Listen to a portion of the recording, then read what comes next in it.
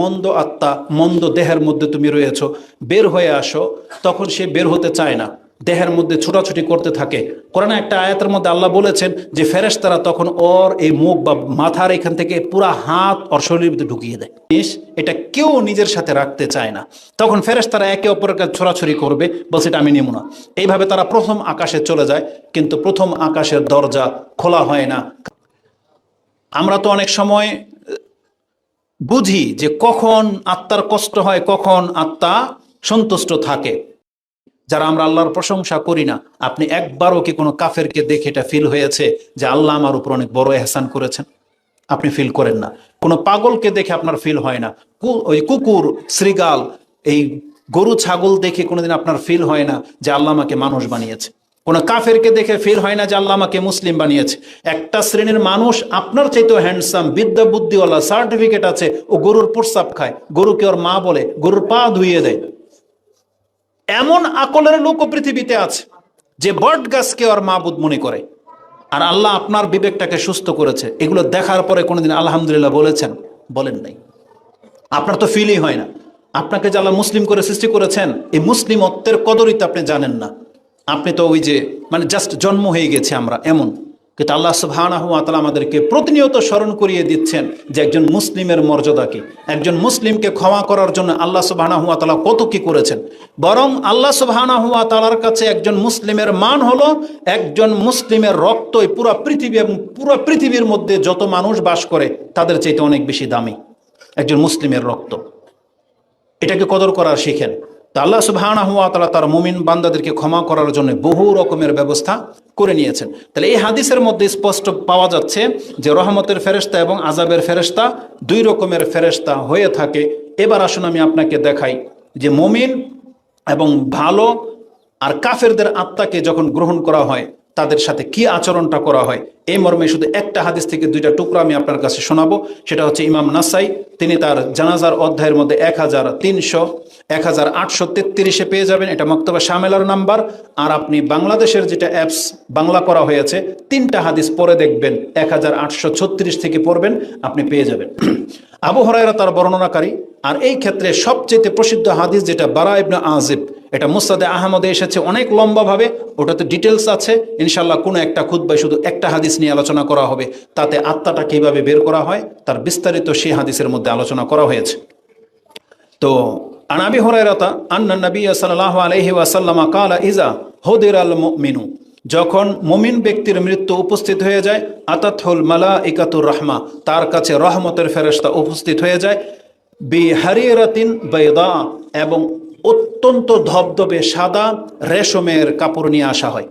অত্যন্ত সফট রেশমের কাপড় নিয়ে আসা হয় এই মুমিন ব্যক্তির আত্মাকে গ্রহণ করার জন্য। বাইদা ফায়াকুলুন, তখন তারা এই ব্যক্তিকে বলতে থাকে, উখরুজি রাদিয়াতান মারদিয়াতান আলাইকা রাদিয়াতান মারদিয়াতান আনকা ইলা রাউহিল্লাহ, তুমি আল্লাহর পক্ষ থেকে সুসংবাদ গ্রহণ করো এবং তুমি নিজে যেমন আল্লাহর প্রতি সন্তুষ্ট ছিলে, আল্লাহ সুবহানাহু ওয়া তাআলা আজকে তোমার উপরে সন্তুষ্ট হয়ে গেছেন, এবং তুমি আল্লাহ সুবহানাহু ওয়া তাআলার নিয়ামতের দিকে আসো, তার দয়ার দিকে আসো, ইলা রাউহিল্লাহ ওয়া রাইহানিন, এবং আল্লাহর রিজিকের দিকে আসো।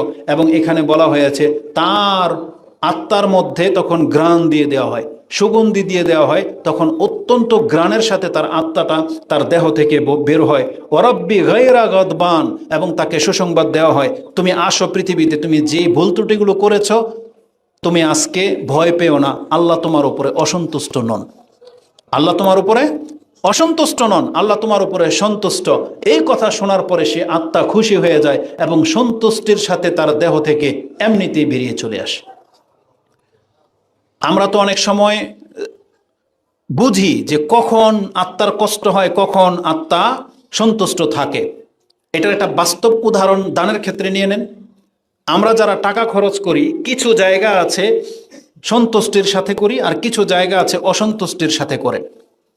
সন্তুষ্টির সাথে কিছু তখন 1000 টাকা নোট দিয়ে দিচ্ছেন, আবার অসন্তুষ্ট যখন হন তখন 10 টাকা দিতে কলিজা ছিঁড়ে যায়, হয় কিনা এরকম? চেহারার মধ্যে সেটা প্রতিফলিত হয়। তাহলে টাকা খরচ করার ক্ষেত্রে যখন সন্তুষ্টি অসন্তুষ্টির প্রক্রিয়াটা কি সেটা বুঝতে পারেন, ঠিক মৃত্যুর সময় যখন আপনার আত্মাটা দিয়ে দিবেন তখন সেটা সন্তুষ্টির সাথে আর অসন্তুষ্টির সাথে হলে কেমন হবে, এটা তো ওই ব্যক্তি বুঝতে পারে, যেটা আমি হয়তো ব্যক্ত করতে পারবো না। এটা আমি আর আপনি কেউ ব্যক্ত করতে পারবো না। এটা জাস্ট একটা অনুভূতি, অনুভব করে নিতে হবে যে আল্লাহ সুবহানাহু ওয়া তাআলা যখন একজন মুমিন বান্দাকে এই সুসংবাদ দিয়ে ফেরেশতা পাঠাবেন যে তাকে সালাম বলবে, তাকে জান্নাতের সুসংবাদ দেবে, আর বলবে আল্লাহ তোমার উপরে অসন্তুষ্ট না, তখন তার আত্মাটা কি অবস্থাটা হবে এটা আপনি বুঝতে পারেন। এই জন্য রাসূলুল্লাহ সাল্লাল্লাহু আলাইহি ওয়াসাল্লাম বলেছেন, যেই ব্যক্তি আল্লাহর সাথে সাক্ষাৎ কামনা করে আল্লাহ তার সাথে সাক্ষাৎ কামনা করে, আর যে ব্যক্তি আল্লাহর সাথে সাক্ষাৎ কামনাটাকে অপছন্দ করে আল্লাহ তার সাথে সাক্ষাৎ করাটা অপছন্দ করে। এটাই হলো মুমিন আর কাফেরের পার্থক্য। আজকে মুসলিমকে এমন হতে হবে যে আমি আমার রবের সাথে সাক্ষাৎ করতে রাজি, এটা আমি চাই, তাহলে আপনাকে ওই অনুযায়ী কাজ করতে হবে। আর যারা আল্লাহ সুবহানাহু ওয়া তাআলার সাথে সাক্ষাৎ করাটাকে অপছন্দ করেন তারাই দেখবেন যারা কর্ম করেন না, তারাই যারা কর্ম করেন না, যারা আল্লাহ সুবহানাহু ওয়া তাআলার রাজি খুশির কোনো কদর করেন না, আপনি একটা সময় আসতে যাবে তখন আপনি মরতে চাইবেন না, কারণ আপনি জানেন যদি আমি এখন মরে যাই তাহলে আমার অবস্থাটা খুব খারাপ করে দেওয়া হবে। এটা আমরা জানেন। এটা হচ্ছে ওই ছাত্রদের মতো যে ক্লাসে পড়া পারে না, ও ভাবে কি আমার চেহারাটা যেন টিচারের সামনে না আসে, ও তখন নিচের দিকে তাকায় থাকে, এদিক সেদিক করে, মানে ওর চোখে চোখ চাবে না, কারণ তাকাইলে আমাকে বলবে তুই পড়া বল, তাই না? এটা হচ্ছে আমাদের চরিত্র। তা আজকে আমরা কর্মের কারণে আল্লাহর সাথে সাক্ষাৎ করাটাকে আমরা হারিয়ে ফেলতেছি, যেটা মোটেও উচিত নয়। বরং আল্লাহ কি বলেছেন, মান কানা ইয়ারজু লিকা রাব্বিহি ফালিয়ামাল আমালান সালেহ। আল্লাহ কি বলেছেন, যেই ব্যক্তিটা আশা রাখো যে আমার সাথে আমার রবের সাক্ষাৎ হোক, তাহলে সে যেন সৎ কাজ করে। ফালিয়ামাল আমালান সালিহান, সে যেন কর্ম করে। কি কর্ম? ভালো কর্ম। ওয়ালা ইউশরিক বিইবাদাতি রাব্বিহি আহাদা, আর সে যেন কোনো অবস্থাতে আল্লাহর সাথে যেন শিরিক না করে। তার মানে এই ব্যক্তির সাথে আল্লাহ সুবহানাহু ওয়া তাআলার সাক্ষাৎ ঘটবে, যেটা সূরা কাহফের সর্বশেষ আয়াতে 110 নম্বর আয়াতে পেয়ে যাবেন। তো এখানে আল্লাহ সুবহানাহু ওয়া তাআলা আমাদেরকে জানাচ্ছেন রাসূলের মাধ্যমে যে রহমতের ফেরেশতা এসে তাকে সালাম জানায়, যেটা কোরআনের আয়াতে আপনাকে দেখিয়েছি। কোন আয়াতে মনে আছে? সূরা আনআমের 61 নম্বর আয়াতে সম্ভবত রয়েছে। আর এখানে আল্লাহ সুবহানাহু ওয়া তাআলা কি বলেছেন, তাকে বলা হবে ওয়া রাব্বি গায়রা গাদবান, আল্লাহ তোমার উপরে অসন্তুষ্ট নও, তুমি সন্তুষ্ট চিত্তের সাথে বেরিয়ে আসো। ফাতাখরুজু কাআতিয়াবি রিহিল মিস্ক, তখন রাসূল বলেছেন এই মুমিন ব্যক্তি, সৎ ব্যক্তির আত্মা বেরিয়ে আসে যেমন আতরের ডিব্বার ভিতরে রিহিল মিস্ক যদি থাকে আর খুলে দিলে পুরো মসজিদটা যেমন ঘ্রাণে ভরে যাবে। তখন রাসূল সাল্লাল্লাহু আলাইহি ওয়াসাল্লাম বলতেছেন, একজন মুমিনের আত্মা যখন বের হয়ে এসে ফেরেশতার হাতে চলে আসে, তখন পুরো ফেরেশতার জগৎ সে ঘ্রাণ অনুভব করে। এখন তারা এটাকে প্রশান্তির সাথে নিতে চায়, যেমন ভালো ঘ্রাণ হলে সবাই একটু লাগাইতে চায়, বোঝেন না? তখন ফেরেশতারা কারাকারি করে যে বলছে এই আত্মা আমি নিয়ে যাবো, এ বলছে এই আত্মা আমি নিয়ে যাবো। তখন একজনের হাতও খালি থাকে না, একের পর এক নিতেই থাকে। যেমন আমরা কিছু পয়সাওয়ালাদের দেখেছি, বা গরিব হলেও যার অত্যন্ত ফুটফুটে একটা সন্তান জন্মে, যাকে দেখে চোখ লেগে যায়, দেখবেন যে কেউ কোলে নিতে চায়, কি করে? খালা নেবে, ফুফু নেবে, কারাকারি লেগে যায়, দাদা নেবে, নানি নেবে, আত্মীয় স্বজন পাড়াপড়শি বলবে আমাকে একটু দাও, যে দেখবে সেই কোলে নিতে চায়। তাহলে এটা একটা ফুটফুটে বা পছন্দনীয় বাচ্চা যখন হয়ে যায়, এটা যখন আমরা এই আচরণ করি, ঠিক এই একই আচরণ মালাইকাদের মধ্যেও রয়েছে। তখন যারা দুনিয়া থেকে একটা ঘ্রাণওয়ালা আত্মা বের হয়ে আসে, তখন তারা কারাকারি করে যেটা আমি নিয়ে যাব, এ বলে আমি নিয়ে যাব। এইভাবে করতে করতে প্রথম আকাশ পর্যন্ত চলে যায়, এবং প্রথম আকাশে গিয়ে যখন বলা হয় যে দরজা খোলা হোক, এটা অমুক ব্যক্তির আত্মা, তখন বলে মারহাবান ইয়া আইয়াতুহান নাফসুত তাইয়্যিব কানাত ফিল জাসাদিত তাইয়্যিব, হায় উত্তম আত্মা, তুমি একটা উত্তম দেহ থেকে বের হয়ে আসছো, আসো, তোমার জন্য ওয়েলকাম। মারহাবান বলা হয়, ওয়েলকাম, আসো, তোমার জন্য আমাদের দরজা প্রশস্ত। তাকে নিয়ে নেওয়া হয়, যেটা হাদিসের ডিটেলসের মধ্যে আপনি পেয়ে যাবেন, যে রাসূল বলেছেন ফাতাখরুজু কাআতিয়াবি রিহিল মিস্ক। রিহিল মিস্ক মানে যেটা আমরা কখনো দেখি নাই, হয়তো এত দামি আতরের মতো তার আত্মা থেকে ঘ্রাণ বেরোতে থাকে, যেটা ইমাম নাসাই যেমনটা বলেছি 1833 থেকে 36 মধ্যে আপনি পেয়ে যাবেন। অপরদিকে কাফেরদের আত্মা সম্পর্কে কি করা হয়েছে, কি বলা হয়েছে? রাসূলুল্লাহ সাল্লাল্লাহু আলাইহি সাল্লাম বলেন, ওয়াইনাল কাফিরা ইজা হুদিরাত, যখন কাফেরের মৃত্যু উপস্থিত হয়ে যায়, আতাতুল মালাইকাতুল আযাব, ওখানে ছিল আতাতিল মালাইকাতুর রাহমা, এখানে হচ্ছে আতাতহু মালাইকাতুল আযাব বিমিসহিন। মিস বলা হয় ছালার চটকে, মানে পশম যেটা গায়ে লাগলে চুলকাবে এমন একটা খসখসে কাপড় নিয়ে আসা হয়, আর সেটা হচ্ছে জাহান্নামের কাপড়। এটা অত্যন্ত কষ্টদায়ক বা বেদনাদায়ক জিনিস হবে, যেটা দিয়ে আমরা সাধারণত কালি ময়লা টয়লা পরিষ্কার করে থাকি। রেশমের কাপড় দিয়ে কেউ যেন হাত মুছে ময়লা পরিষ্কার করে, দেখবেন যে না, ওই যে যেই বাচ্চাটাকে আপনি পছন্দ করেন ওটাকে কিন্তু একবারে সফট কাপড় দিয়ে, কিন্তু অনেক দামি কাপড় দিয়ে তাকে প্রথমে জড়ানো হয়। ছোট বাচ্চাকে পয়সার অনুযায়ী, যার যত পয়সা আছে সে পারলে এমন কিছু অর্ডার করে আনে নতুন কাপড় নতুন বাচ্চার জন্য। আল্লাহ সুবহানাহু ওয়া তাআলা এটা প্রত্যেক মুমিনের আত্মার জন্য করে থাকেন। সেখানে সফট কাপড় দিয়ে জাহান্নামের ওই রহমতের ফেরেশতাদেরকে পাঠানো হয়। আর অপরদিকে আল্লাহ সুবহানাহু ওয়া তাআলা কাফেরদের সাথে কি আচরণ করা শিখিয়েছে, যে মালাইকারা বেমিসহিন একটা ছালার চট নিয়ে আসবে ওর আত্মাটাকে নেওয়ার জন্য। কারণ কোনো প্রাণী যখন মরে যায়, চিকা, ইঁদুর আপনার ঘরের কোনো করণের আপনার ঘরের ভিতরে গন্ধ পাচ্ছেন, তখন ওই কাপড়টাকে কি আপনার ওই রুমালটা দিয়ে ধরবেন? তখন কি বলে, একটা কিছু নিয়ে আয়, তাই না? যে কাপড়টা ফেলে দেওয়ার মতো এমন একটা কাপড় নেকড়ে আপনি এনে তখন ওই মরা ইঁদুরটা, মরা বিড়ালটাকে আপনি ধরে বা কাগজ দিয়ে ধরে ওটা সহ আপনি ফেলে দেন। মানে ওই এমন একটা জিনিস দিয়ে আপনি ধরেন যেটার আপনার কাছে কোনো মূল্য নাই। তখন এই ছালার চট দিয়ে এদের আত্মাটাকে গ্রহণ করা হয়। ফায়াকুলুন, তাকে বলা হয় উখরুজ, বের হয়ে আস, সাখিতাতান মাসখুতাতান আলাইকি, তুই যেমন আল্লাহ সুবহানাহু ওয়া তাআলার প্রতি অসন্তুষ্টি ছিলি, অবিশ্বাসী ছিলি, আল্লাহ সুবহানাহু ওয়া তাআলা তোর উপর এখন অসন্তুষ্ট, বের হয়ে আস। এখন অসন্তুষ্টির মজা ওকে চাখানো হবে এবং বলা হবে মাসখুতাতান আলাইকি ইলা গাদাবিল্লাহি ওয়া আযাবিহি, আল্লাহর গজব, রাগ এবং তার শাস্তির জন্য তুমি প্রস্তুত হয়ে যাও। তাকে এভাবে বলা হয় আজ্জা ওয়া জাল, আল্লাহ সুবহানাহু ওয়া তাআলার ক্রোধের জন্য তুমি বের হয়ে আসো। ওয়া তাখরুজু কাআনতানি রিহি জিফা, এই জমিনের মধ্যে সবচাইতে দুর্গন্ধযুক্ত যে বস্তু রয়েছে এই ব্যক্তির, কাফেরের আত্মা থেকে এরকমের দুর্গন্ধ ছড়ায়, যেটা ফেরেশতারা একে নিতে চায় না, বরং তারাও কারাকারি করে। কোন হিসেবে নিতে চায় না? এ বলবে তুই ধর, এ বলবে না তুই ধর, আমি নেব না, বলে কিনা এরকম। যখন দেখবেন ওই যে আমরা যখন এই মরা পচাটাকে কাউকে ফালাইতে চাই, তখন এই যে পোলাপান যারা আসে, ও কয় তুই ধর, ও কয় না তুই ধর। দেখেন না এরকম দৃশ্য? খুব মারাত্মক একটা ব্যাপার। তার মানে এটা এমন একটা জিনিস, এটা কেউ নিজের সাথে রাখতে চায় না। তখন ফেরেশতারা একে অপরকে ছোড়াছুড়ি করবে, বলছে এটা আমি নেব না। এইভাবে তারা প্রথম আকাশে চলে যায়, কিন্তু প্রথম আকাশের দরজা খোলা হয় না, কারণ আকাশের ওপারে রয়েছে আল্লাহ সুবহানাহু ওয়া তাআলার জান্নাতের নেয়ামত। সেখানে দুনিয়ার কোনো নাপাকি আকাশের উপরে উঠতে পারে না, তখন তার দরজা খোলা হবে না। তখন ওখান থেকে, এক বর্ণনা আসছে, ওখান থেকে ছুঁড়ে ফেলা হয় ওই কাফেরের আত্মাগুলো যেখানে জমা থাকে, যেটাকে আমরা সিজ্জিন হিসেবে জানি, তখন ওই আত্মাটা ওখানে এসে পতিত হয়। তখন ওই কাফেরদের সাথে আত্মাকে যুক্ত করে দেওয়া হয়। এই আচরণটা করা হবে, যেটা আপনি নাসাইতে পেয়ে যাবেন। তো এই বর্ণনা থেকে আমি আপনাকে যেটা দেখাতে চেয়েছি, অবশ্যই মোমেন মুসলিমের সৎ ব্যক্তির আত্মা কাফেরদের মতো বেরোবে না। কাফেরদের আত্মা খুব কঠিনভাবে বের হয়, এবং রাসূলুল্লাহ সাল্লাল্লাহু আলাইহি ওয়াসাল্লামের ওই কষ্টটার কথা একটু পরেই আমি আপনার কাছে বলবো। এই সম্পর্কে একটা আকীদাগত ব্যাপার আছে, সেটাকে তখন অনেক সময় দেখা যাবে, আল্লাহ না করুক, আমাদের কোনো শিক্ষক, সালাফি কোনো আলেম, বা আপনার দাদা, নানা, বয়োজ্যেষ্ঠ এলাকার কোনো সৎ ব্যক্তি মরার সময় যদি আপনি তাকে কষ্ট পেয়ে মরতে দেখেন, তখন আবার এটা ভাইবেন না যে খুতবায় তো শুনেছিলাম কাফের পাপীদের মৃত্যু অনেক কষ্টে বের হয়, তার মানে এই লোকটাও মনে হয় তাহলে লুকিয়ে লুকিয়ে কোনো পাপ করতো, যার ফলে তো কষ্ট পেয়ে মরতেছে। এমন আকীদা যেন না থাকে। কারণ মৃত্যুর যন্ত্রণা চোখে দেখে আপনি এখান থেকে নেগেটিভ ধারণা নিতে পারবেন না, যদি সেই ব্যক্তি মুসলিম হয়। যদি অবশ্যই জালেম কোনো কাফের হয়, আপনার এই আকীদা ঠিক আছে, আপনি বলবেন যে আল্লাহ ওকে খুব কঠিন মৃত্যু দিয়ে মারছে। কিন্তু যদি একজন মুসলিম হয়, সে যত বড় পাপী হয়ে যাক না কেন, বা আপনি জানেন না সে পাপী নাকি, কখনো যেন আপনার অন্তরে তার সম্পর্কে খারাপ ধারণা না জন্মে। আরেকটা কথা বলে দেই, যাদের খুব কাছের আত্মীয় যদি মরে যায়, যদি আপনার কাছে অপছন্দনীয় কোনো কিছু লেগে থাকে, আপনি কখনো সেটা বেশি মানুষকে দেখতে দিবেন না। হতে পারে ধরেন আপনার মা, বাবা, ভাই, বোন, কেউ, স্ত্রী অনেক মোটা হয়ে গেছে, পেট হয়তো ফেটে যাবে, বা কালো হয়ে গেছে, বা শুকিয়ে গেছে, এমন কিছু অপ্রীতিকর যদি কোনো কিছু দেখেন, তাহলে আপনার চেষ্টা করতে হবে সেটা যত কম মানুষ দেখুক।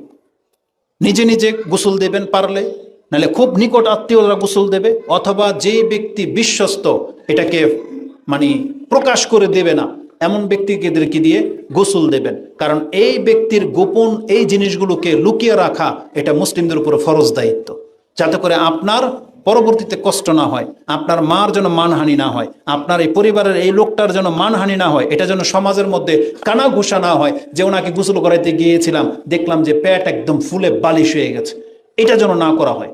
কারণ মুসলিমরা জীবিত থাকা অবস্থায় যেমন সম্মানিত, মৃত্যু অবস্থায়ও তার লাশকে আল্লাহ সুবহানাহু ওয়া তাআলা এতটা সম্মান দিয়েছে। তো এই হাদিসগুলো যখন পড়ি তখন মানে আমরা যে আসলে পাপী, আল্লাহ সুবহানাহু ওয়া তাআলার শুকরিয়া আদায় করতে আপনি শেষ করতে পারবেন না। আপনি কি দেখেছেন যে কোনো একটা হিন্দু মরে যায়, ওকে কিভাবে জ্বালানো হয়? নেটের মধ্যে মাঝে মাঝে দেখেছি। বাঁকা হয়ে যায়, ওকে পিটানো হয়, বাঁশ দিয়ে চেপে ধরা হয়। কিন্তু আমাদের মুসলিম আমরা যত বড় পাপী হয়ে যাই না কেন, রাসূল বলেছেন একটা মৃত ব্যক্তির হাত ভেঙে দেওয়া মানে একটা জীবিত ব্যক্তির হাত ভেঙে দেওয়া। এতটা সম্মান দেওয়া হয়েছে একজন মুসলিমকে। তো যেহেতু আল্লাহ সুবহানাহু ওয়া তাআলা দুনিয়াতে আমাদেরকে এতটা সম্মান দিয়েছেন, আমাদের মুসলিমদের উচিত আমাদের সম্মান রক্ষা করে চলা। এজন্য আমাদেরকে কাফেরদের মতো যা ইচ্ছা তাই করতে হবে না, আমাদের সম্মান বোধটাকে রক্ষা করে চলতে হবে। তো রাসূলুল্লাহ সাল্লাল্লাহু আলাইহি ওয়াসাল্লাম মৃত্যুর যন্ত্রণা সম্পর্কে আমাদেরকে যে আকীদা শিক্ষা দিয়েছেন, কোরআনে আল্লাহ সুবহানাহু ওয়া তাআলা আমভাবে বলেছেন। যে আয়াতটি আপনি সূরা কফ 50 নম্বর সূরার 19 নম্বর আয়াতে পেয়ে যাবেন। আল্লাহ বলেছেন ওয়াজাআত সাকরাতুল মাউতি বিল হক, নিশ্চয়ই মৃত্যুর একটা যন্ত্রণা রয়েছে, এটা চূড়ান্ত সত্য।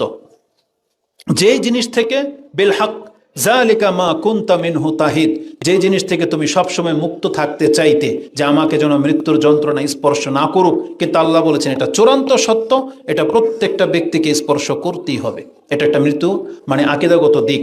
আমি আপনাকে যে জিনিসটা দেখাবো এটা কিভাবে আকীদাগত দিক হলো, আয়েশা রাদিয়াল্লাহু তাআলা আনহার থিংকিং মানে তার চিন্তা থেকে সেটা আমরা জেনেছি।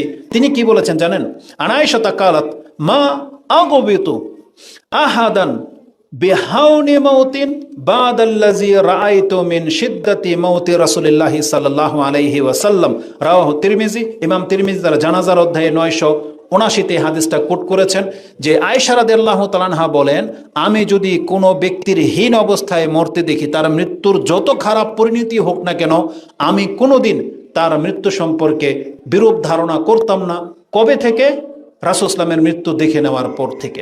কারণ আয়েশা রাদিয়াল্লাহু তাআলা আনহা তিনি বুঝতে পেরেছিলেন মৃত্যুর যন্ত্রণাটা কত বেশি। কারণ আয়েশা রাদিয়াল্লাহু তাআলা আনহার কোলে রাসূল ইসলামের মাথাটা তখন ছিল। তিনি বলছেন বাইনা যা কিনাতি ও হা কিনাতি, বুক এবং ওই থুতনির মাঝখানে রাসূল ইসলামকে এইভাবে তিনি আগলে ধরেছিলেন। আর তখন তার আত্মাটা যখন বেরিয়ে যাচ্ছে, রাসূল বলেছেন লা ইলাহা ইল্লাল্লাহ ইন্না লিল মাউতি সাকারাত, নিশ্চয়ই মৃত্যুর একটা যন্ত্রণা রয়েছে, এটা সত্য। রাসূল ইসলাম নিজে কোনোদিন যত কষ্টে থাকতেন তিনি কিন্তু হায় হতাশ করতেন না। তিনি জ্বরে ভুগতেছেন, আব্দুল ইবনে মাসউদ ঢুকেছে, তা বলতেছে ইয়া রাসূল ইন্নাকা ওয়াকান শাদীদান, আপনি মনে হয় খুব কঠিন মানে যন্ত্রণাতে আছেন।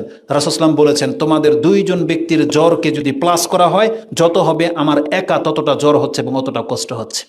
কিন্তু রাসূল সাল্লাল্লাহু আলাইহি ওয়াসাল্লাম কোনোদিন প্রকাশ করতেন না। কিন্তু মৃত্যুর যন্ত্রণাটা কত মারাত্মক হতে পারে যে তিনি লা ইলাহা ইল্লাল্লাহ বলতেছেন এবং বলতেছেন ইন্না লিল মাউতি লা সাকারাত, নিশ্চয়ই মৃত্যুর যন্ত্রণা অনেক কঠিন। এইভাবে যখন তার প্রাণটা বেরিয়েছে, আয়েশা রাদিয়াল্লাহু তাআলা আনহা থেকে আকীদা কি গ্রহণ করেছেন যে মুহাম্মদুর রাসূলুল্লাহ সাল্লাল্লাহু আলাইহি ওয়াসাল্লাম যিনি পৃথিবীর একমাত্র আল্লাহর কাছে প্রিয় ব্যক্তি, যেই স্থানটা তিনি পৌঁছে গেছেন পৃথিবীর কেউ পৌঁছতে পারে নাই, তার মৃত্যু যদি আল্লাহ সুবহানাহু ওয়া তাআলা কষ্ট দিয়ে থাকেন, তাহলে আর পরে কোনো ব্যক্তির মৃত্যুতে যদি কষ্ট হয় আমি তাকে খারাপভাবে নেই না।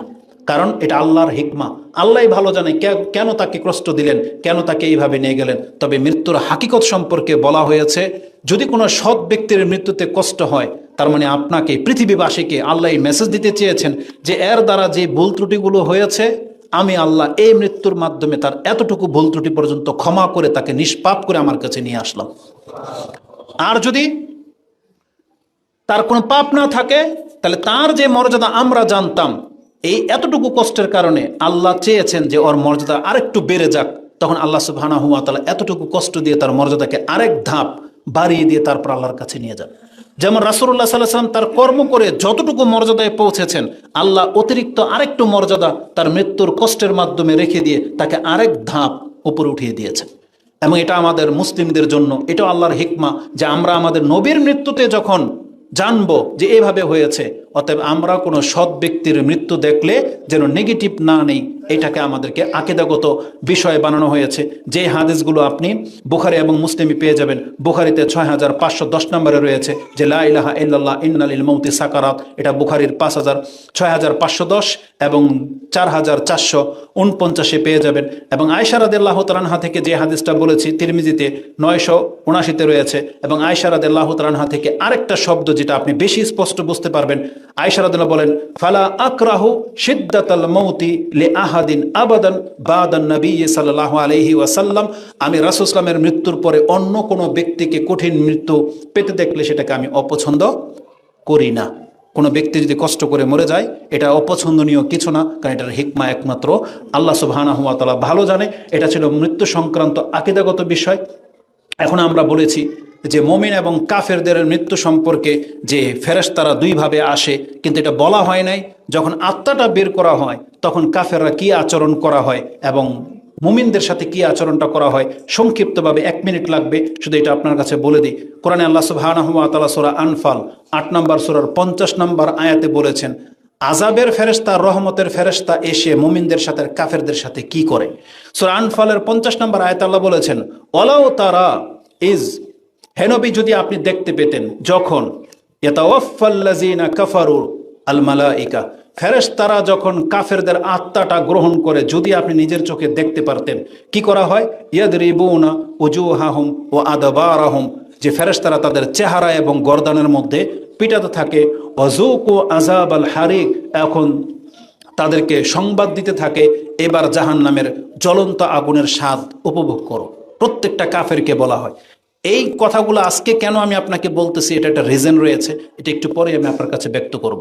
অপর আরেকটা আয়াত যেটা আমরা সূরা মুহাম্মাদে 27 নম্বর থেকে আপনার কাছে কোট করেছিলাম, ওখানেও বলা হয়েছে যে তাদের চেহারা এবং পিঠের মধ্যে আঘাত করা হয়।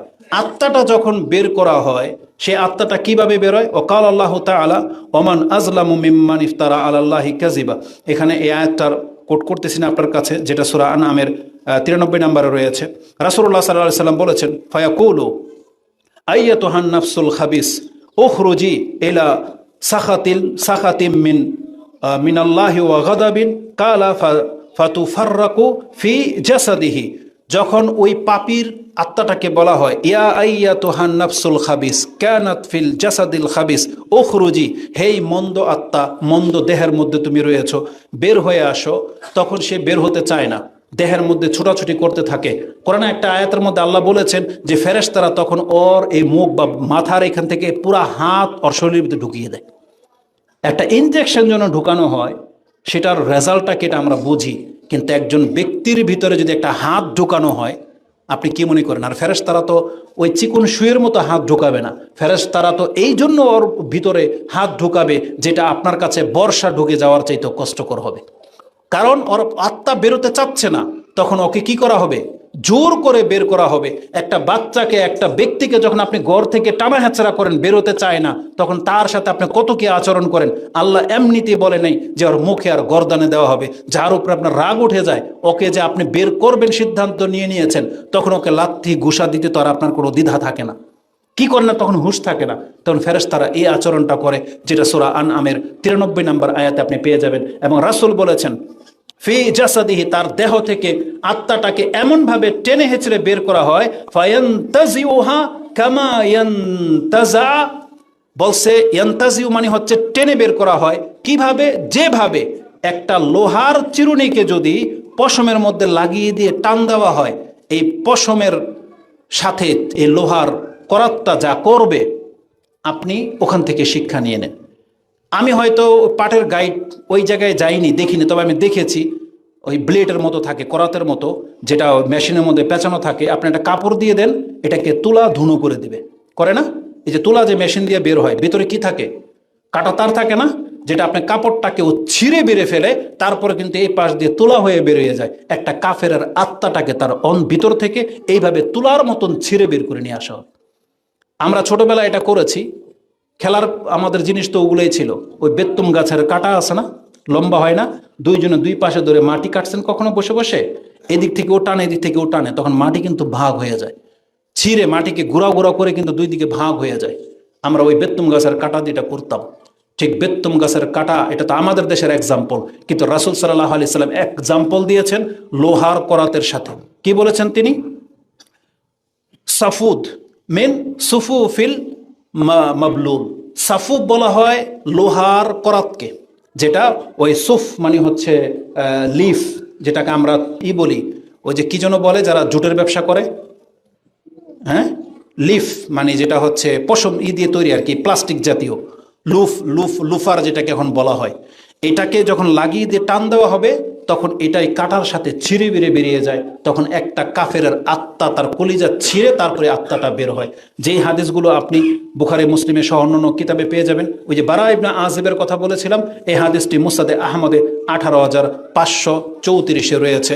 এটা ছিল আজকের খুতবার মূল বিষয়, যে আমরা যারা মুসলিম আমাদের উচিত আমাদের পাপগুলোকে থামিয়ে রাখা, বিশেষ করে আমাদের জীবনের শেষ মুহূর্তটাকে যদি আমরা ভালো করতে চাই, এটা আমাদের জন্য অনেক বড় একটা উপদেশ, যেটা আমাকে এবং আপনাদেরকে নিতে হবে। আল্লাহ সুবহানাহু ওয়া তাআলা আমাদের কথাগুলো বোঝার তৌফিক দান করুক। আকুলু লিকাউলি হাযা আস্তাগফিরুল্লাহ লি ওয়া লাকুম ওয়া লিসাইরিল মুসলিমিন ফাস্তাগফিরু ইন্নাহু হুয়াল গফুরুর রহিম।